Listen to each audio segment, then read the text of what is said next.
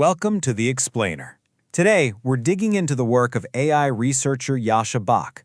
And let me tell you, he puts forward a really radical model for consciousness, for reality, and even our future with AI. His big idea? That in our quest to build conscious machines, the computer is actually teaching us that we are the computers. So let's just start with his most provocative claim. This is a statement that really challenges the very foundation of your experience.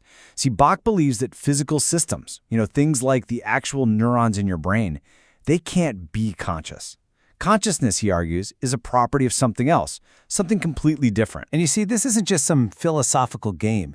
It's a real question about the nature of your mind right now. Think about it. If you're conscious and consciousness can only exist inside a simulation, well, the implications are just staggering. So, let's break down what that really means. All right, so here's Bach's central idea. The world you experience right now, I'm talking about the colors, the sounds, all the objects around you, that is not the physical universe itself. I know, our whole culture kind of teaches us that we interact directly with the physical world, but Bach basically says, nope, that's just wrong. What you're in, he says, is a high-resolution, totally interactive dream. It's a simulation that your brain is generating just to make sense of a physical world that would otherwise be, completely unintelligible. The actual physical world in this model is some weird abstract domain you can describe with math, but it's not the world you live in. You're living inside the dream.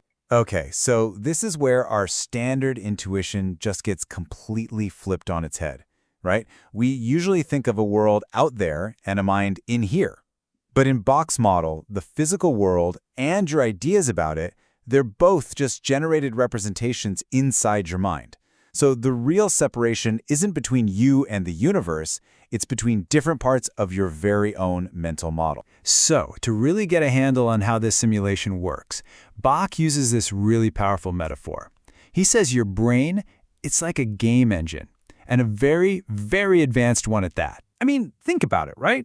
A game engine takes a bunch of code and data and renders this complex, interactive world you can run around in. Your brain? It's doing something very similar. It takes all this raw, messy, chaotic data from your senses and then constructs a coherent, interactive story.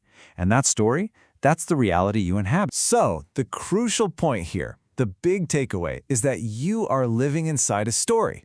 The universe is happening to you in pretty much the same way it happens to a character in a novel. All the pain, all the pleasure, your plans for the future, it's all part of this narrative that's being written by your mind. And, of course, every good story needs a main character. Okay, so if the world is a simulation, then a really logical question has to follow, right? And this one gets to the very heart of your own identity. And the answer is just as startling as the whole premise.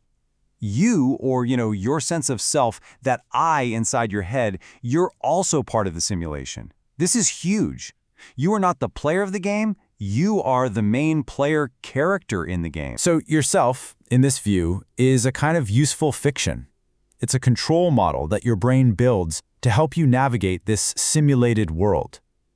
And look, this isn't just some abstract philosophical idea.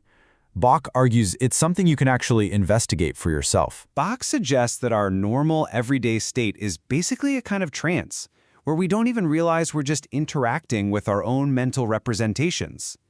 He says that through practices like meditation, you can actually start to see that the self is malleable, that it's a story you're telling yourself. And that realization, that's what a lot of spiritual traditions would call enlightenment. So this entire model, it leads to a really profound reversal of our intuitions, especially when we start thinking about artificial intelligence. Most of us think, a simulation, that's just code, it can't be truly conscious. But Bach argues that the exact opposite is true. See, according to Bach, consciousness isn't magic. It's just a set of very specific functions. First, there's what he calls second-order perception. It's not just seeing something, it's being aware that you are seeing it. Second, it creates that seamless bubble of now that you experience as the present moment. And finally, and this is wild, it might just be a fundamental learning algorithm that allows complex systems, like us, to learn and adapt. And this brings us to a really central paradox. Consciousness isn't a physical thing, it's a representational thing. It's a property of the dream not the machine that's doing the dreaming. It exists as if, in the same way that the world in a video game only exists as if for the characters living inside of it. This right here is the key takeaway. A physical object, like a neuron or, a rock, it isn't conscious because it's not representing anything. Consciousness is a feature of the representation, of the simulation. So the real question isn't, can a machine be conscious? The real question is, can we build a machine that runs a simulation of a conscious agent? And according to Bach, the answer to that is a definitive yes. Okay, so this whole reframing, it completely changes how we should think about ourselves and about the artificial minds we're trying to build. It basically turns the entire project of AI into this incredibly deep philosophical quest. You see, by trying to build these systems, the computer is teaching us how we are computers. We're finally learning that our own minds are these incredibly complex representational systems, just running on the hardware of our brain. And that raises a final and very, very personal question. And his model suggests that yes, we absolutely can. By moving beyond our default programming, by becoming aware of the simulation that we're all in, we actually gain new degrees of freedom.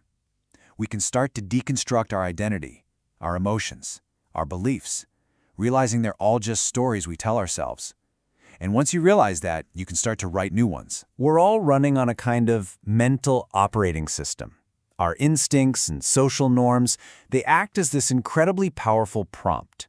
In fact, the prompt is so strong that most of us never even realize we can break free from our own programming. And that leaves us with a final thought, a question for you. What's written in your source code, and what would it take for you to change it?